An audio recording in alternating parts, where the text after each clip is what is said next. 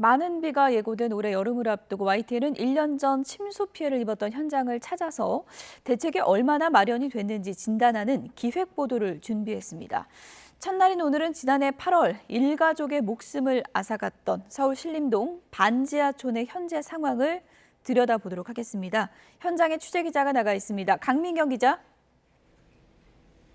네, 서울 신림동 반지하촌 앞에 나와 있습니다. 네, 작년에 침수 피해가 컸던 지역인데요. 지금은 어떻게 달라졌습니까?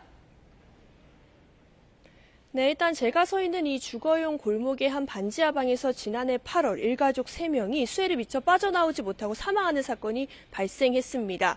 이후 서울시는 대책을 내놓겠다라고 했지만 그로부터 10달이 지난 현재 저희가 이렇게 직접 현장에 와보니 그렇게 큰 변화를 체감하기는 어려웠습니다. 일단 이 골목만 하더라도 당장 반지하방에 사람들이 살고 있고요. 또 이렇게 지하 주차장 곳곳에 물막이판을 설치해 놨다고는 하지만 이렇게 물건이 제대로 관리되지 않는 모습 확인할 수 있고 또 마찬가지로 물막이판 자체도 시공이 제대로 되어 있지 않은 모습도 확인할 수 있었습니다. 이렇게 빗물 유입을 막는 물막이판은 지난해 서울시가 발표한 반지하 피해 근절 대책 중에 하나입니다.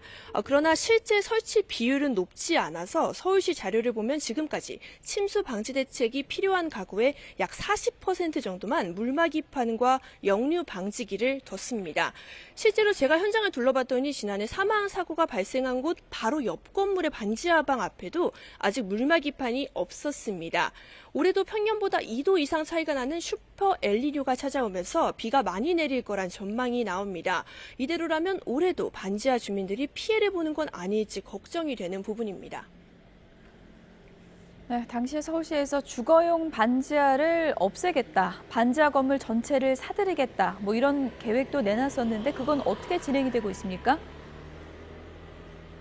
아쉽게도 진행 속도는 무척 더딘 편입니다. 원래 서울시 계획은 주거용 반지하가 밀집된 이런 다세대 빌라를 아예 사들인 뒤에 지하층 같은 경우에는 아예 없애버리고 지상층은 주거 취약계층을 위한 집으로 활용하겠다라는 겁니다.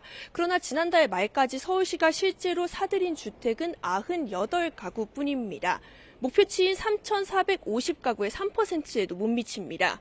또 서울시내 반지하 주택 23만 8천여 가구 가운데 지상층으로 이주한 경우 역시 전체의 8% 수준에 그쳤습니다. 주거용 반지하는 대부분 소유주가 여러 명인 다세대 주택에 포함되어 있는데요. 소유주 절반 이상의 동의를 얻어야만 매입할 수 있습니다. 또 서울주택도시공사의 매입 단가가 시세보다 낮아서 집주인 입장에서는 집을 싸게 넘길 이유가 사실상 없는 겁니다. 그래서 서울시는 반지하 가구만 단독으로 사들이는 등 매입 기준을 완화하고 매입 단가를 올리는 방안을 고민 중입니다. 그러나 당장 이달 하순부터 장마가 시작되기 전까지 반지하 매입 속도를 끌어올릴 수는 없는 만큼 적어도 침수 방지 시설 설치 여부라도 꼼꼼히 점검해서 피해를 최대한 막아야 하지 않겠냐는 지적이 나옵니다. 지금까지 서울 신림동 반지하촌에서 YTN 강민경입니다.